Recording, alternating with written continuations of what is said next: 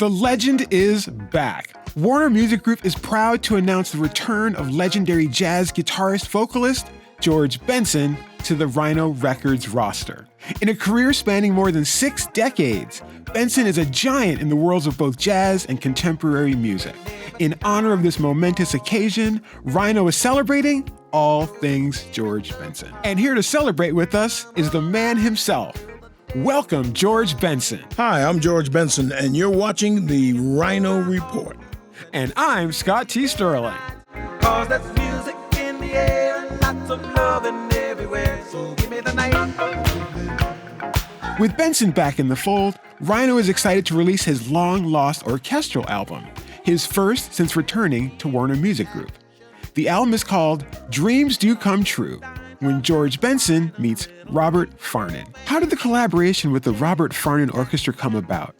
And what was it like working with such a renowned ensemble? Well, we recorded them way back many years ago. I had the desire to work with the top arranger at the time, and I asked Quincy Jones, who is the baddest cats, or who are they? And he gave me 2 names. One was Robert Faron, and I had never heard of him before, but he had to be good if Quincy, pointed him out. And so I found him. He was living on the outskirts of London in a place called Guernsey. He arranged 11 arrangements for an 87-piece orchestra, actually. I didn't know what to expect. We went into Wembley recording studio in Wembley, England, gigantic place with all 87 pieces, and we recorded all of the tracks for the songs. Because I tried to go live with the band, and it was so overwhelmingly beautiful, I had to let them do their thing. I said, no, I'm not going to spoil this record. They're not going to stop for me to catch up. So I let them put the tracks down. And I heard nothing but beauty everywhere, like I had never heard it before. And I worked with some of the greatest arrangers of our time, but that's always subjective. And in this case, it's Robert Faron's time to show the world who he is. And he certainly showed it to me. Could you share the story behind how these recordings came to be rediscovered? And what prompted you to revisit them now? So what happened with that record was, it kind of got swept aside. Many years later, it came to my mind. That is after I went to New York and finished it. I took the tracks to New York, and I went to one of the top recording studios, and lo and behold, there's a fellow who is now a superstar. He was the go-getter in the studio. You needed a cup of coffee, or you needed a glass of Chardonnay, or you needed a different type of tape recorder moved down to where you could, work your tapes from a different point of view. He rolled it from the top floor down to where we were making records. His name is Bon Jovi. At the time, he was totally unknown, the nicest cat you want to meet, and very congenial. Well, he helped me finish this album. He was very instrumental in helping me get things done. So I owe him a lot. I never met him after we finished the studio, because next thing I heard, he was a superstar, and rightfully so. Well, anyway, many years later, we're talking about into our time now, they called me from the warehouse in New York. They said, Mr. Benson, what do you want us to do with this stuff? You want us to throw it out or sell it? I said, what stuff are you talking about? He said, you got a lot of stuff here in our warehouse.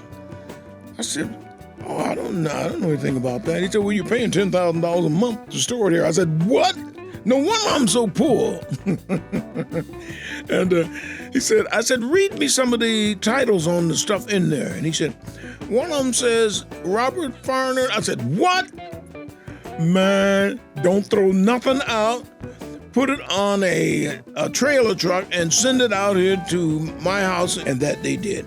They dumped gobs of wonderful material from way back when I lived in the Bronx, New York, and a lot of tapes we cut over the years. But when I saw that Robert Faron stuff, I said, man, I gotta hear it, because I hadn't heard it in many years. And what I heard knocked me out. I said, we gotta finish this. And I brought it to Warner's. And Warner said, yes, we like it. Can you finish it? I said, well, I'm gonna try. So that's what we did. Are there any particular tracks on the album that hold special significance for you? either in terms of their composition or personal connection? When you take songs like My World is Blue, I mean, it was already a kind of out-of-the-way song from the very beginning, and it was not meant to be viewed in this or heard in this context. But what a job Mr. Faron did on the arrangement. He gave it a little bit of everything. It was jazzy in one spot, R&B in another, classical in one other sense, and he allowed me to use my guitar and vocal scat ideas, throughout the song. And I'm going to do that anyway. It's natural with me. It's like somebody's telling me, all right, here it is. What are you going to do with this? I thought, you know what I'm going to do with this. I'm going to jump on this and tear it up. But anyway, songs like that. And the Leon Russell song, I've been so many places in my life and time. In the case of the song For You, a Leon Russell classic, I always liked the song. I never imagined me recording it, especially not in this context. But Mr. Faron seemed to understand what it is I was trying to accomplish. And I think he went somewhere in the middle because he was not known for that kind of music. But he did what I call putting a suit on the music. He put a tuxedo on me on that song, dressed it up, and made me look respectable. And that's what kind of guy he was, He didn't know the dirt. He did the classy stuff. And Quincy Jones was right when he said, this is the guy for you, George. So every song had that same, that vibe. So I had a lot of variety to choose from in this album. And we explored all of it. If you don't venture into something, you ain't gonna get nothing back. You gotta venture out. If you expect to do something different and get a different response, you got to give the people something different, something to reflect on, something to chew on. And I felt that with this tremendous person who knew exactly what he wanted to accomplish, and he did it magnificently and with great class. That's what the album has, class. And that class came from Mr. Robert Faron. I truly hope you enjoyed the record.